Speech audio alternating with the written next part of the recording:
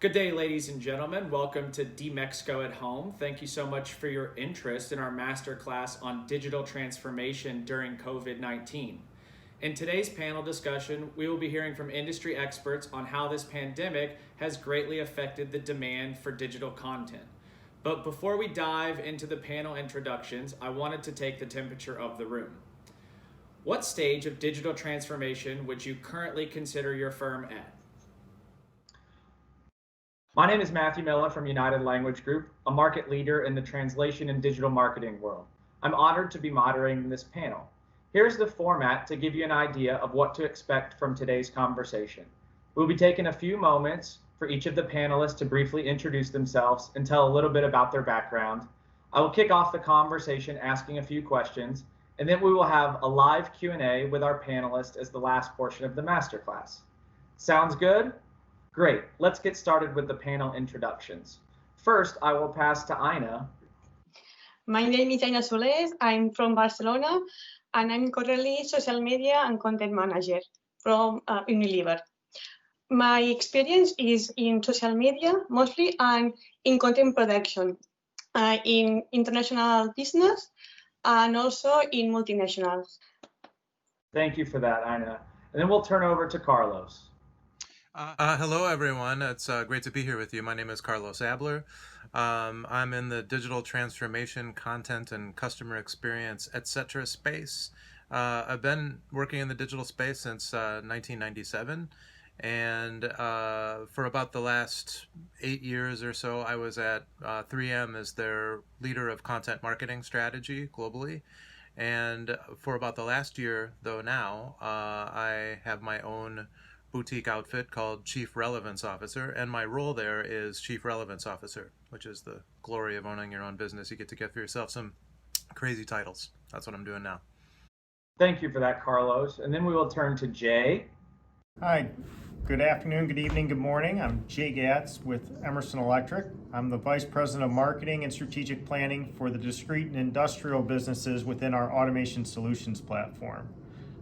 Currently responsible for all of our Marcom development and execution, as well as market research, public relations, digital, and CRM. And finally, Sebastian. Hi, I'm Sebastian. I'm from Spain. Basically, I'm an independent SEO consultant, but I've been working during the last 10 years in corporate backgrounds. I've been working in the hotelier industry here in Spain, also in the airline industry, in positions of digital marketing, focused on SEO. And nice to meet you all. Awesome. So we'll kick off the first round of questions. And so I'll turn the first question over to Jay. So Jay, in your opinion, how has COVID-19 forced an accelerated digital transformation and adoption of digital solutions? Well, I think what it did is it unleashed the potential of digital, in that I think we all knew that the trend is that people were going to engage with content more so online or through digital medium, but we were holding on to our legacy content or legacy engagement models just out of practice. And so the fact that you couldn't have a trade show, or that people weren't going to the office, so they weren't getting a trade pub, just accelerated the need to move everything online. And with people being forced out of the offices, actually moving to digital was even easier, because it was easier to have the collaboration of the teams. And it was something that we could do internally, and we didn't have to necessarily have as much agency support, except for the translation pieces where that was essential for us to be able to localize or meet the nuances of a specific market or segment. And Carlos, from your standpoint, how has COVID forced, an adoption of digital solutions? So, sadly, by depriving us of what we now consider the luxury of physical proximity, COVID has been accelerating digital adoption really in every dimension of our lives, in how we work, how we learn, how we shop, everything. And it's interesting, recently, and this conversation hasn't gone away, but before COVID, we were hearing a lot about how much social media and devices were separating people, keeping people isolated. There's this sort of, vision of people, in their basements, just glued to their screens and disconnected from humanity. And while there are, of course, interesting ways that, we need to learn to be human with our technology, a lot of this is really nonsense. This is a information and communication technology that binds us and brings us together. And we're seeing now with the acceleration of digital just how critical this infrastructure is for us to continue to stay connected. I'm sure in 1918 during the Spanish flu, people would have loved to be able to, send heart emojis to people that they care about in their family and order up their food online and all this kind of stuff, right? So we're just seeing this acceleration everywhere. And what I'm seeing thus far is that I think this is a time a lot less of digital innovation per se, as it is really just an acceleration of adoption and an increase in focus on quality and being really good at it. I mean, we've seen explosive growth in e-commerce, a decade of growth in less than a year. It's just really incredible. Yeah, I think it's always interesting, right? Like when would this have actually happened without COVID-19, right? Did it force companies to accelerate, plans by 2 years, 5 years, 10 years? I think that's an interesting topic maybe for another conversation. And, Jay, from your standpoint, I know you guys are doing some great things over at Emerson. How does your team balance, right, hyper-personalization and digital channels and all of the great things that you guys are doing at Emerson right now? I think the way that we've taken it is a global local approach, and not to use that as kind of just a general talk point, but Sebastian would be familiar with this from an SEO standpoint. You don't want to pivot all of your content immediately towards something that's episodic like COVID-19 or how you can help customers solve problems or meet needs, because you build up that SEO currency or you build up your index weight for digital over time. So you want to be accretive to it and you don't want to destroy it. So what we've done is we've tried to say what is going to add to the story or the richness that stays with us for a long time. But what we understood is that as people kind of went remote or worked from home or were on different schedules where you would not have the normal contact, you had to go to hyper-personalization. And so what you would be looking at is not telling them, hey, I'm open and I'm an essential manufacturer, but you could say, this is how I can actually support you. I can help with customization of a product. I can help you with solution design. I have engineers available if your engineering department is shut down. And the way we did it is a use of both custom web pages where we could drive that acute story that we could tie to a social campaign, whether it was posted to a LinkedIn, a WeChat, or Twitter, even Facebook, to get into that personal stream. But on top of it, what we did is we used translation to get it localized to make sure it was being empathetic to the differences of how the pandemic was playing out regionally. And then ultimately, we gave it to our salesmen and allowed them to use the content as a personal email to those that they knew as well. So we were trying to raise our hand, say we're here to help with content to those that could be looking for someone to help them solve a problem. And we wanted to reach the customers we had to remind them that we're here to support and engage. And that's something that digital gives you that capability to have those personalized or tailored messages very quickly, and then also have the ability through links and referral tracking to know where did it come back and what was the response rate. And just to kind of give an example, if I looked at some of our pages that were promoting over the long term how we were facing the analytical or medical or the life sciences, as we did more of these hyper pages, we saw a 10 to 12x increase in traffic to those, because in the moment people were looking to solve that problem or they had that acute pain that we got the insight from our business development or sales teams on to be able to activate through content. So from your standpoint, Ina, how does your team balance, personalization and digital channels down to from an ice cream level? I know you had touched on a couple of channels that your team is working on. How do y'all balance that out? for example, we had an hyper personalization ads in Magnum. For example, we had, or in Ben & Jerry's, we had the activists, the seeking pleasures customers, and the ice cream lovers for the segments. And in every segment, we had different kinds of content and different kinds of assets and media. Because, for example, the activists is a segment, we had some interest that they don't have the same in the ice cream lovers.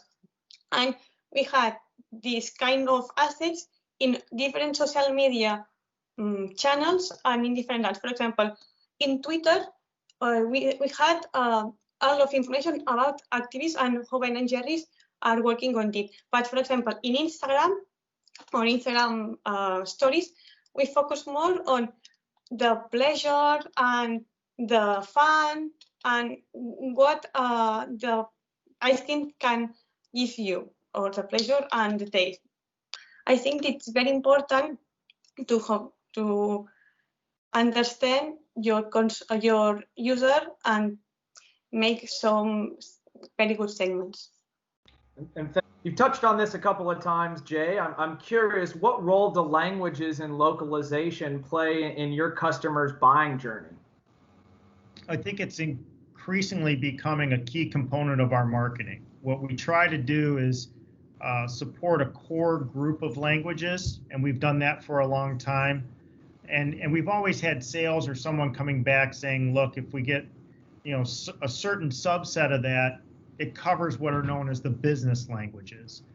But now, as we're seeing the transition happening in a couple of different dimensions with our customers, being able to localize into specific languages is critical. And I think it's that empathy dimension that's becoming more and more critical that translation gives us.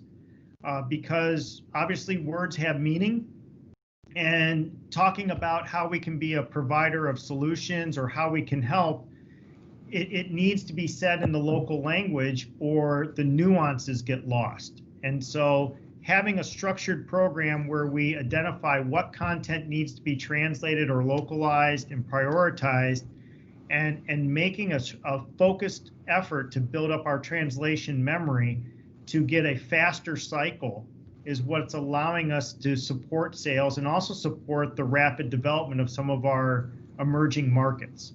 Sebastian, from your vantage point, what roles do languages play in localization for SEO?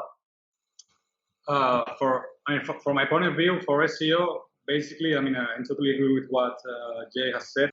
I'm working with clients from Spain, France, Germany, States, Mexico, and of course, when you are basically starting the keyword investigation for your SEO campaigns, you have to really take care of the localized terms. It's not the same how, for instance, in Spain, the search intention for certain keywords compared to what they search in Argentina, Mexico, or other countries from Latin. So from South America. So it's really a crucial part of the SEO when it comes to the SEO strategy, to really know and to align the content the SEO on-page content that you are showing your website compared to the search intention that you are analyzing through different marketing and search intention tools in the market. So it's any SEO, I think you would say. This is definitely one of the key pillars of any SEO strategy.